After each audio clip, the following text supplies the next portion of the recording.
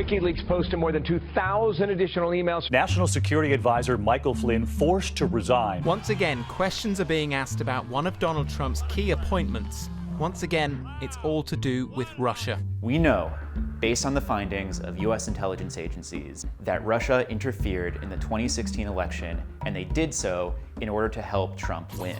What we don't know is if and to what extent President Trump and his associates colluded with them in trying to damage our democracy. What did the president know, and when did he know it?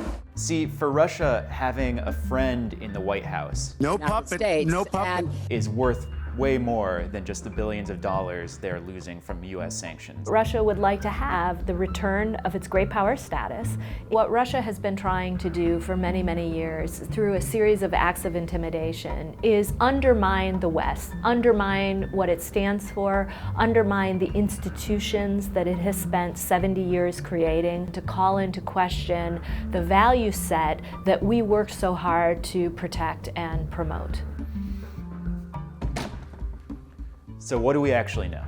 There are several people directly connected to Trump who also have suspicious ties to the Kremlin. Let's start with Roger Stone.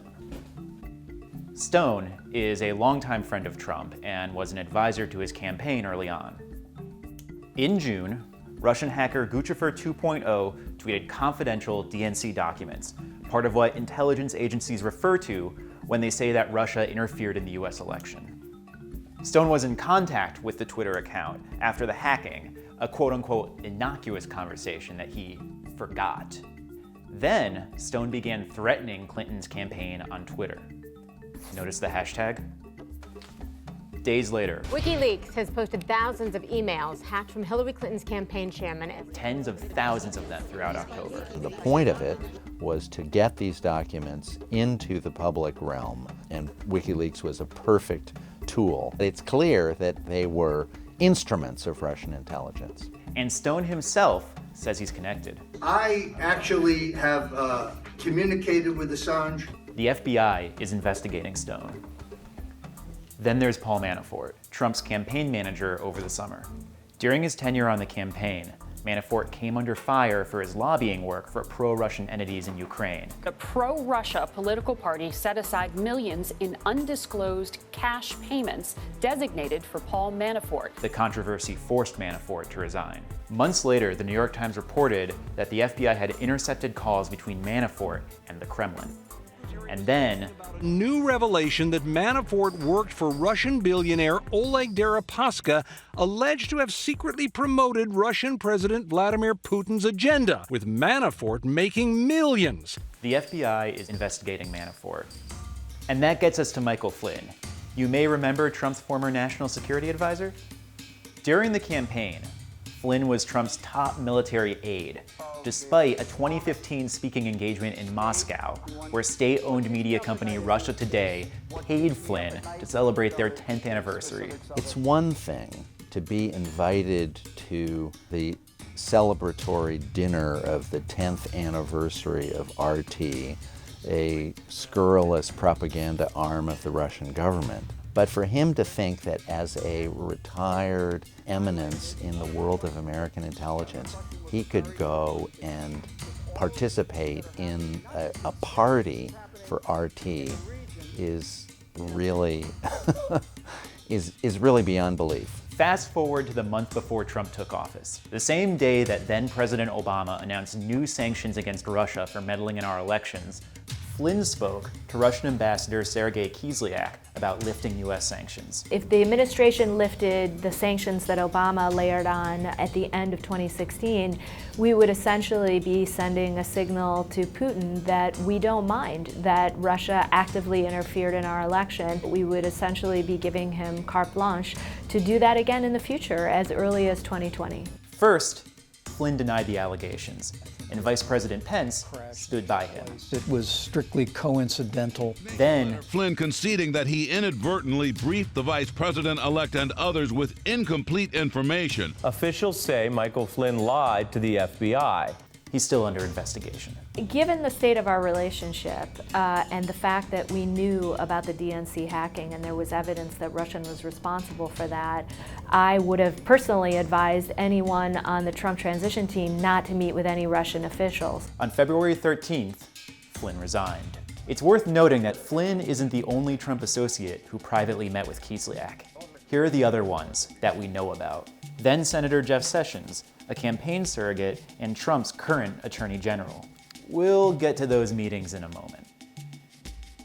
Carter Page, a foreign policy advisor to the campaign, also under investigation.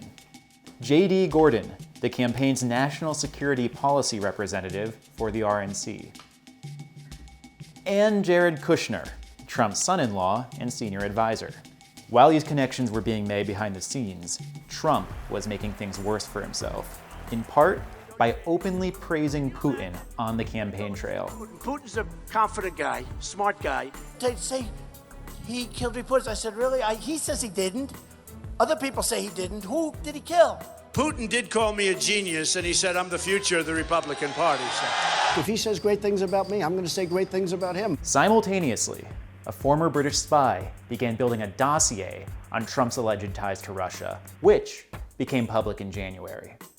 According to this dossier, the Russians might have a lot of compromising material, or as the Russians call it, compromat, on Trump. This is CNN Breaking News. For the first time, U.S. investigators say that they have corroborated some of the communications. But most of it remains unverified. Meanwhile, Trump isn't interested in investigating Russia's role in the election. He shouldn't be doing it. He won't be doing it. Russia will have much greater respect for our country when I'm leading it than when other people have led it. And the White House has been scrambling to deny the media reports of frequent communication between Trump's campaign advisors and the Kremlin. Trump's chief of staff asked the FBI to squelch these reports, potentially obstruction of justice. Let's assume for a minute that the White House was trying to exert pressure on the FBI to shape the ongoing investigations in one way or another. That is absolutely outrageous and not at all in line with how our government functions and is inappropriate. So what's being done about all of this? U.S. agencies are conducting multiple investigations. I can promise you we will follow the facts wherever they lead.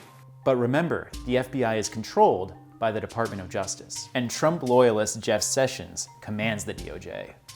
During his confirmation hearing, Sessions was asked how he would handle investigating ties between Trump associates and the Kremlin. I have been called a surrogate at a time or two in that campaign, and I didn't not have communications with the Russians. And yet, as the Washington Post revealed, Sessions met with Kislyak twice.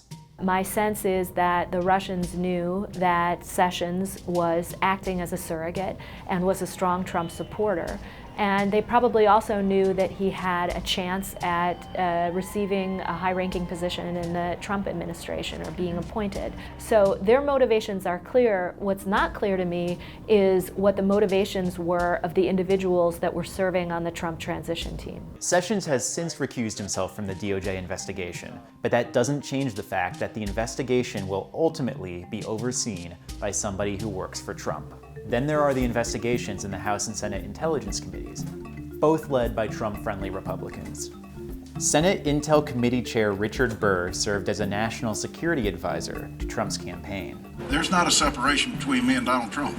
And Chairman of the House Intelligence Committee, Representative Devin Nunes, helped lead Trump's transition team. The only serious crimes we have are leaks that have come out of our government to the press and others. Did I mention the White House asked Burr and Nunes to publicly denounce reports of communication between Trump's associates and the Kremlin? Yeah, Burr and Nunes actually called reporters. Intelligence agencies and the investigatory committees in Congress are both supposed to be completely independent of the White House on a matter like this and investigating the White House on a matter like this. But apparently, they're all working for the White House and trying to make the bad press on this go away.